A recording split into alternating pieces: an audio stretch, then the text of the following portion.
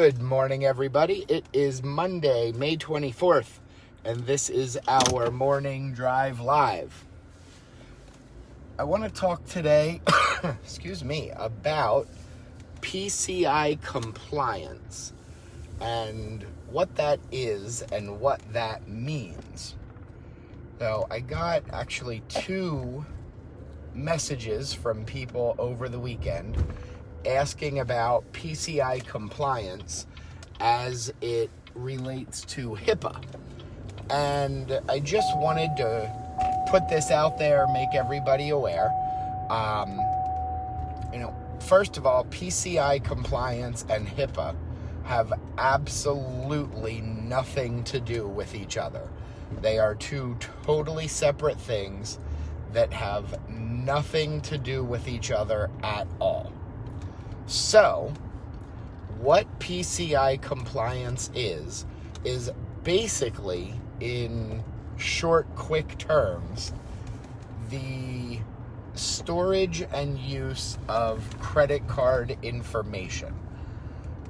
So, when your patients pay with a credit card or put a credit card number on file, there's a lot of offices now who are putting credit card numbers on file to either automatically charge if a patient has a balance and it's under a certain amount, or to run a monthly recurring charge, whether that be for a membership, an in-house discount plan, whatever it may be. There's a lot of offices that are keeping credit card numbers on file, and that's something that we have to be very careful about, because depending on how that credit card information is being stored, it could be potentially a Pci compliance issue. If you have a merchant services account, which I don't know any office that doesn't, if you have a merchant services account, you process credit cards, you run credit cards for patients, you accept credit cards as a form of payment, then annually you have to complete a Pci compliance questionnaire showing that you are compliant with the requirements.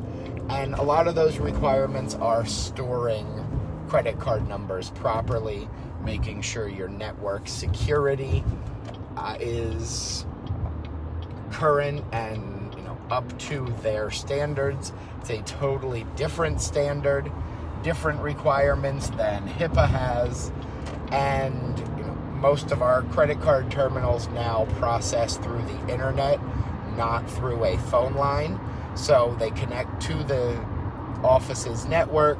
So now there's a different set of rules for network security for Pci compliance. And what I've seen historically is offices who will have the patient complete a credit card authorization form. It's a form that they fill out on paper, write in the credit card number, the CVV code, the expiration date, the billing zip code sometimes, have the patient sign it, agreeing to either a monthly charge or future charges, and then they do typically one of two or three things with that form. I've seen offices who have a binder, and they keep the binder on the front desk or in a filing cabinet, and it's arranged by date, so that okay, on the 15th of every month, we charge these cards. On the 16th, we charge these. The 17th, 18th, so on and so forth. And they're just in a binder, either at the front desk or in a filing cabinet. I've also seen offices who will take that form and scan it into Smart Docs or the Doc Center or the Images section of Open Dental, wherever it may be, and they include it in the practice management software. And, neither one of these are really ideal, because part of PCI compliance is you need to have a record of who accessed the information and when, and it also has to be extremely limited to who can access that information. Well, if you have a form, or the credit card form, in a binder, there's really no way to track who accessed it and when. You need to have a sign law, a log saying when it was accessed, and then what do you do if somebody forgets to fill out the log? Or, I'm just going to look at it real quick and see if there's something to be run. It really becomes an accounting of access nightmare. The other thing that people do, like I said, is put it into Smart Docs or Doc Center or Images, wherever that may be. And there's really two problems with this. Number one, access is supposed to be limited to the minimum number of people required. So, if you put it in Smart Docs, now you have hygienists and dentists and assistants and maybe scheduling coordinators who don't need to see the credit card information because they don't handle payments, and they're able to access all that information. Number one, that's not meeting the minimum disclosure requirement of PCI compliance.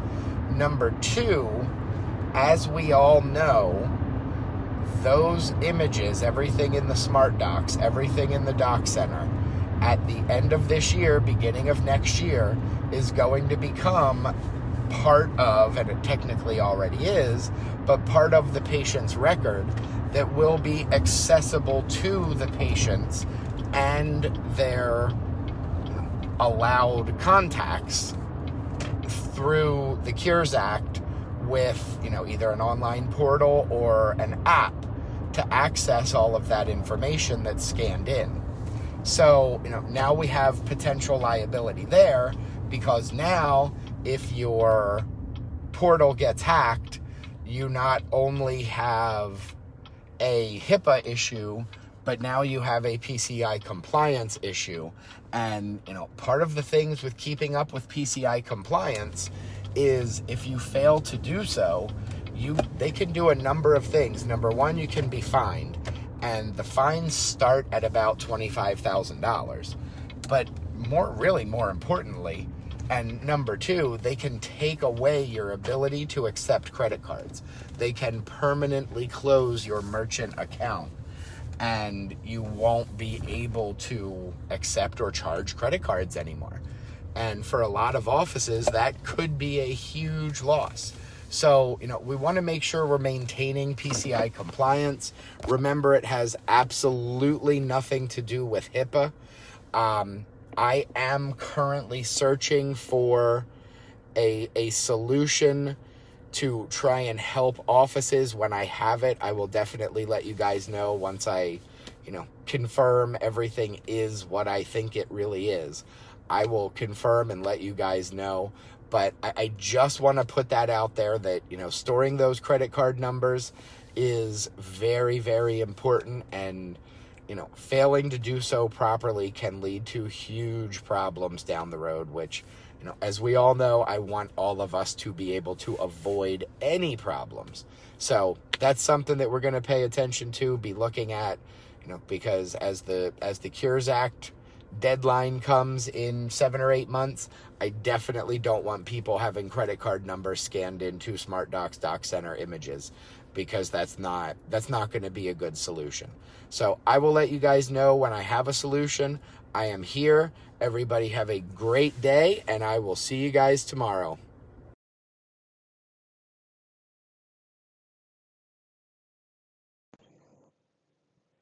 Good morning, everybody. It is Tuesday, May 25th, and this is our morning drive live.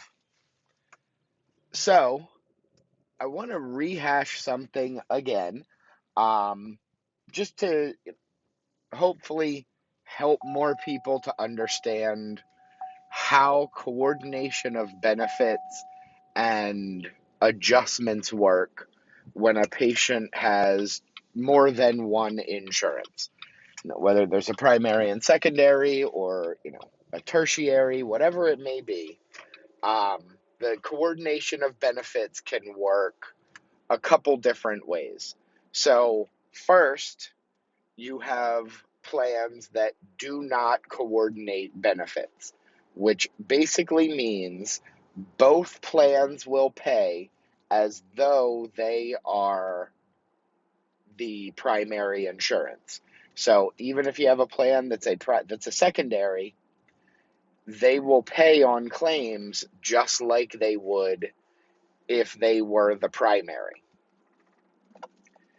Then you have a coordination type that says the secondary will pay up to what it would have if it were the primary, but it will take the primary payment into account.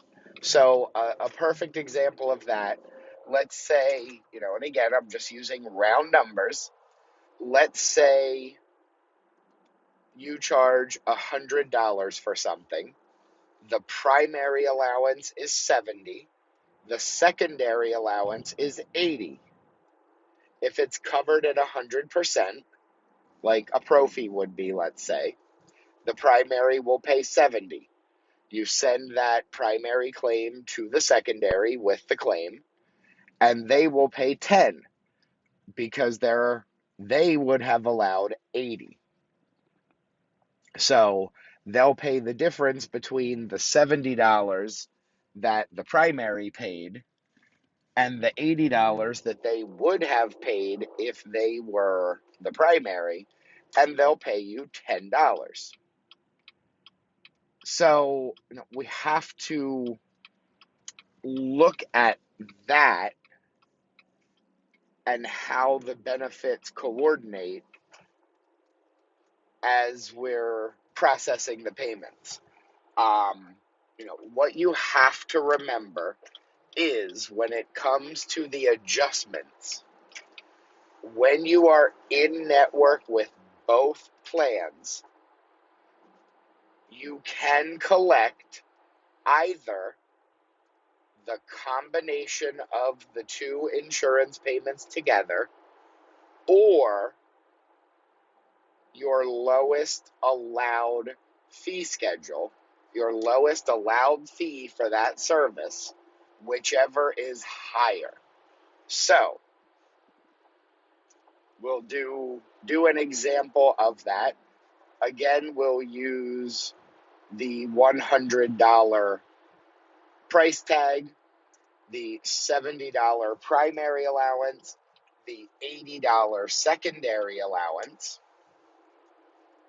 But instead of 100%, let's say the insurance companies are paying at 50%. So the primary is going to pay $35, which is 50% of their $70 allowance. The secondary, if the plans are coordinating, we'll look at that and say, well, we would have paid $40,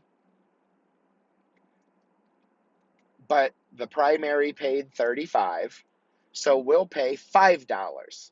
Now you've collected $40 from the two insurance companies together. Your lowest in-network allowed fee is $70. The patient would owe $30. They're not going to owe $35 like the primary EOB says because the secondary paid $5. And they're not going to owe $40 like the secondary EOB says because you're only allowed to charge the lowest in-network fee, which is $70. So the patient in this scenario is going to owe $30 because you've already collected $40 from the two insurance companies, and your lowest allowed fee is $70. So hopefully that makes sense to everybody.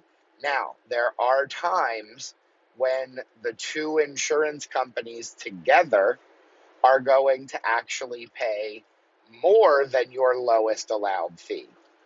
If we get plans that do not coordinate, that both will pay as though they are the primary, in this example with a $100 fee, a $70 primary allowance, and an $80 secondary allowance, you are collecting $35 from the primary, 50% of the $70 allowance. Then you're collecting $40 from the secondary, which is 50% of their $80 allowance. Now you've collected $75. Your lowest allowed fee is $70. You've collected $5 more than that, which you are allowed to do when a patient has no out-of-pocket expenses and two insurance plans. So now, instead of doing a $20 write-off down to the $80 of the secondary allowance, you're going to do a $25 write-off. You're not going to do the $30 write-off down to the primary allowance of $70. You're going to do a $25 write-off because the two insurance companies together paid $75, $35 from the primary, $40 from the secondary. That's $75. You're going to do a $25 coordination of benefits or insurance write-off down to the $75 that you've collected, and the patient will have no out-of-pocket expense. So you're actually collecting $5 more than the lowest allowed fee schedule, which you're definitely allowed to do, as long as the patient has no out-of-pocket expense. So you're good to go. You do a $25 adjustment. You've collected $5 more than your lowest allowed fee, and you're done. Everything balances, everything is good, and you got a $5 bonus because you're in network with that primary and they only allow 70, but you're getting 75, so you get a little bonus there. So hopefully that makes sense, clears it up. Remember, in the group files, there is a spreadsheet that will automatically do these calculations for you. So please, please, please make sure you use that spreadsheet. It's in the group files. It is there. I am here. Everybody have a great day, and I will see you tomorrow.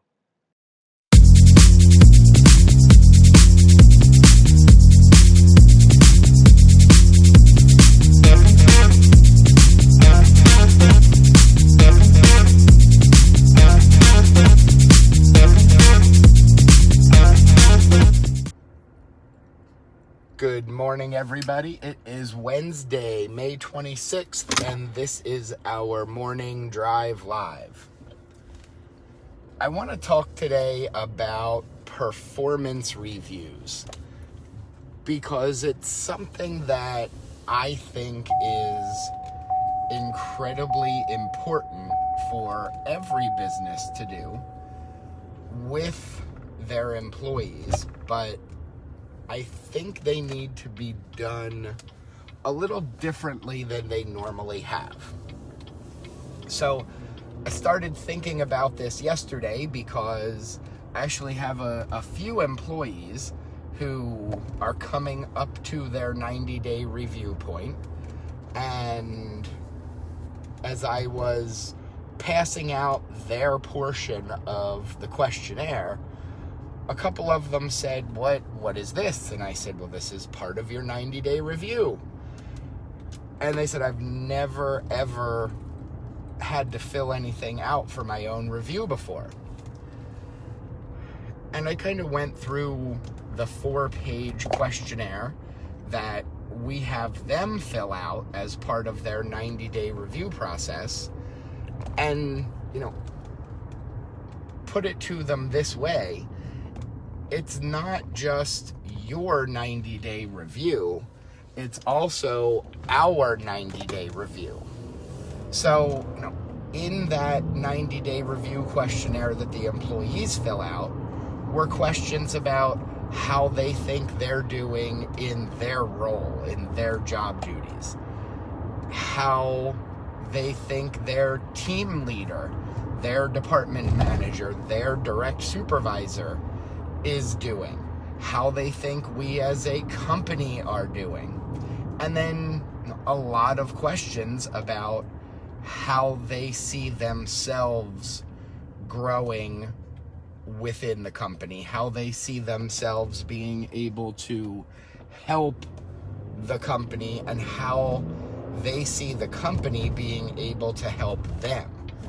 Because, believe it or not, pay isn't always the most important thing to a person.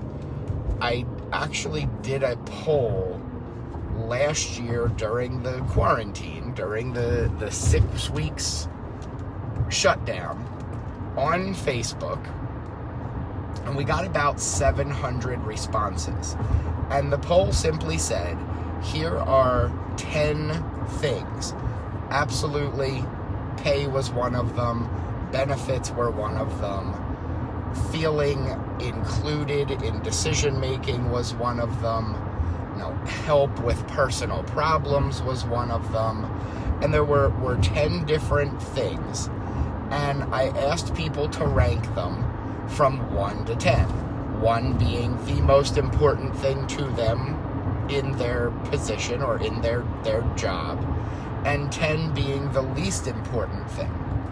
And surprisingly, what the results were that salary and benefits were 3rd and 4th on the list, averaged out over all of the responses. Pay, salary, and benefits were 3rd and 4th. They weren't the first most important thing to someone, and they weren't the second most important thing to people. They came in 3rd and 4th. So, feeling included was number 1. People want to be included, not necessarily in decision making, but in understanding why the company is making decisions so that they can get on board with the reasoning, with the logic behind that.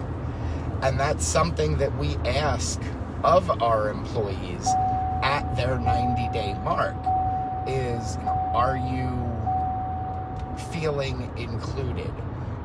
Do you understand the logic behind our company core values? Because, we can have posters hanging all over the office of what our company core values are, but if they don't understand why those are our core values, they're just a thing on a poster. It might as well be a Star Wars poster or a poster of Jim Halpert from The Office or something. So there has to be understanding of why. And part of our 90-day review process is making sure that the employees understand the why. We want them to understand it at their onboarding, during their initial training, but it really takes a little bit of time for them to understand that. So, I want their review of us, of the company, of what we can do better or do differently in order to make their career more successful. Because that's really what it's all about, is setting up the next 3 months, 6 months, 9 months, 12 months, 10 years for success. And the employee has to be bringing value to the business, to the practice, but the practice also has to be bringing value to the employee. And that's not just what you pay them. There's much, much more to that. So yes, of course, during our performance review, we absolutely, review their performance from a managerial standpoint. But I was really shocked when the vast majority of the employees coming up on their 90-day review said, I've never been asked to fill anything out myself for my 90-day review. I want to see what their self-evaluation is. And they turn that in before their review. So they don't know what their team lead, what their department manager, and what I am going to say about them. I want their honest self-review of course, themselves, but also of the company, of the culture, of what we're doing in the office.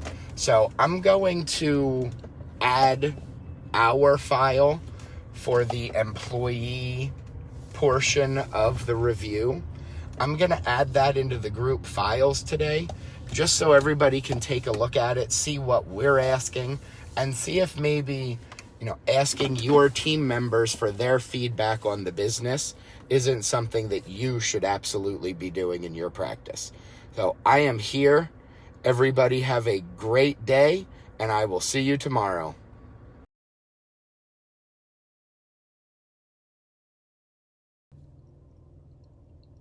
Good morning, everybody. It is Thursday, May 27th, and this is our morning drive live.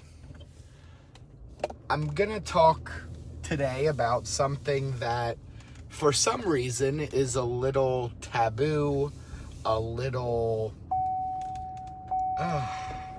just not really talked about as much as I think it should in the dental industry. And that is dedication to one supply company. So a lot of people don't know, one of the services that we provide for clients is an overhead analysis, profit and loss, KPI, really a complete snapshot of where the practice is from a number of standpoints as far as KPI and profit and loss analysis. And in doing that, one of the things that I have discovered is there are a lot of offices out there who remain dedicated or devoted to a single supplier. So a company that orders, a practice that orders everything from one single supplier. And while there is something to be said for dedication, and certainly a certain level of a relationship brings some value add, I also see a lot of practices saying expenses are up, we can't afford to operate, we have to drop insurances because we can't afford to continue operating at our current expenses with the reimbursements, and reimbursements are being lowered. And I understand all of that. I see it every single day.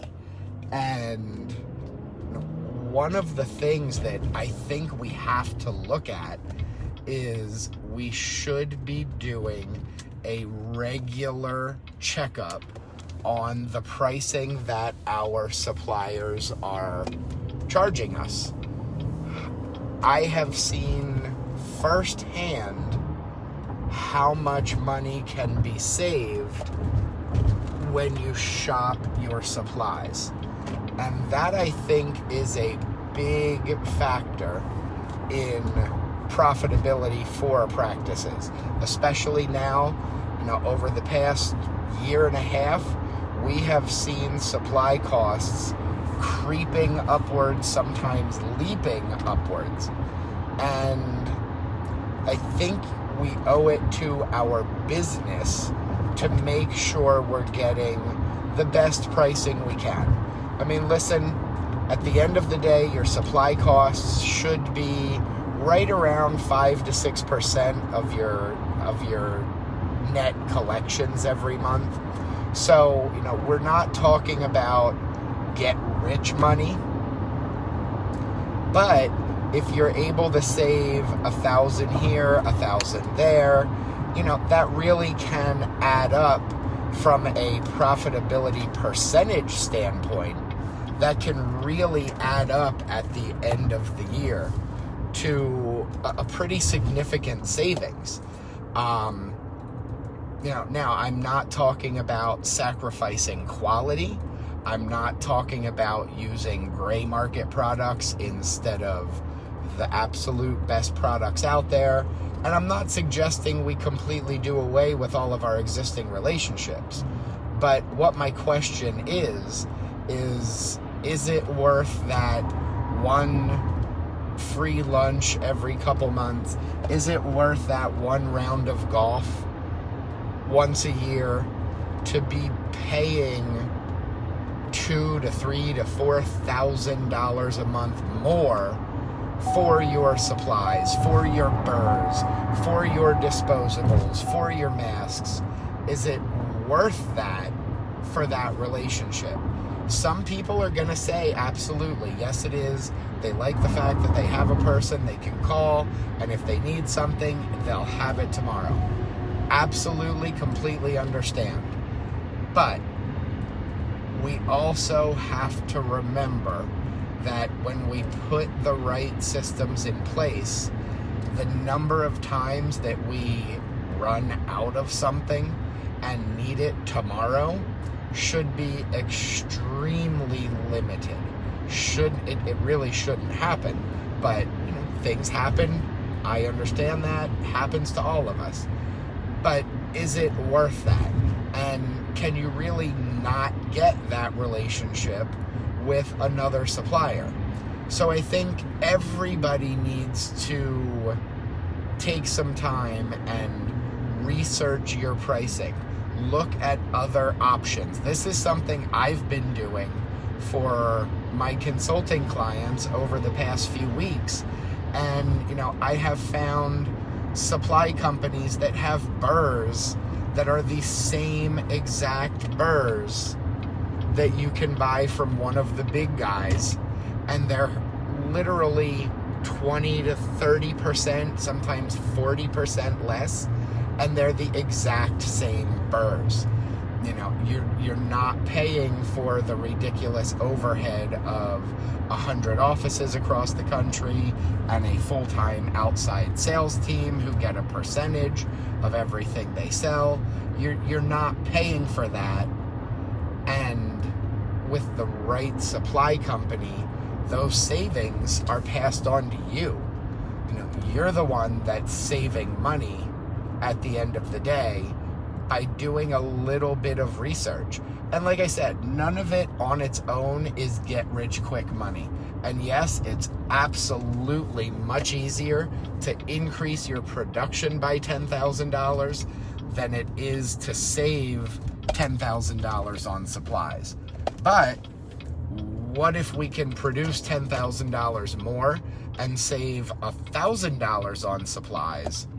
Now that's $11,000 in growth instead of 10 or instead of 8 after supplies, and so on and so forth. So, I think from a profitability standpoint, it really becomes, why not do it all? Why not grow your production, but also why not save money where you can? And, I don't know why it's such a taboo thing to talk about in dentistry, but you have to look at the relationship that you have, which absolutely has an inherent value, but you have to look at what that value truly is, because it may not be worth the $1,000, $2,000, or $3,000, $4,000 that you're paying for that relationship every month. So, I'm going to spend the next couple weeks investigating some ways that we can save money. And when I find a good one, I'll let you guys know. That's what I do. So, that is it. I am here. Everybody have a great day, and I will see you guys tomorrow.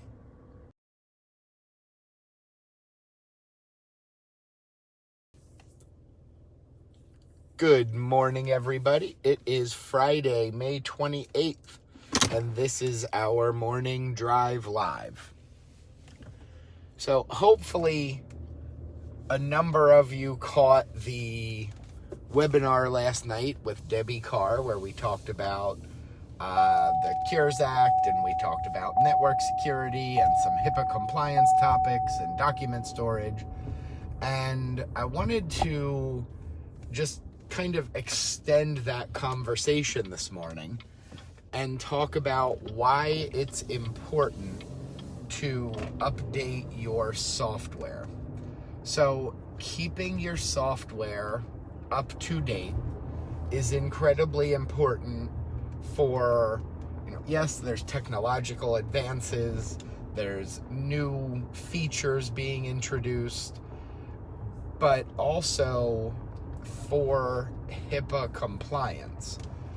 Keeping your software up to date is incredibly important. We finished that webinar last night. I hopped on Facebook to answer some questions, respond to some posts, and one of the posts in one of the groups was about some issues with one of the big supply houses and whatnot. And somebody replied on there and said, this is why I haven't updated my EagleSoft since version 16. I'm still on version 16, and I refuse to pay Patterson for any update. So I'm just staying on version 16.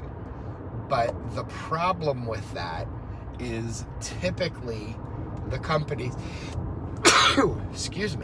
typically the companies will maintain updates, security patches for 2 previous versions. So right now, if you're on EagleSoft version 20, 19, and 18, if they were there, would be updated. So the last 2 released versions typically will continue to receive patches, will typically continue to receive updates. So when there's a known vulnerability in the software, they will patch that up to 2 versions ago. They will not patch it back to, EagleSoft 15. They will patch it 2 patches ago. So HIPAA actually requires that you keep your software updated so you get the latest security patches. These hackers are out there constantly looking for vulnerabilities, scanning every program that exists, and you need to make sure you're doing your updates. So, I understand people not wanting to continue to pay the monthly support, not wanting to pay the support fees, not wanting to pay for the patches, but unfortunately, it is something that HIPAA requires that we do.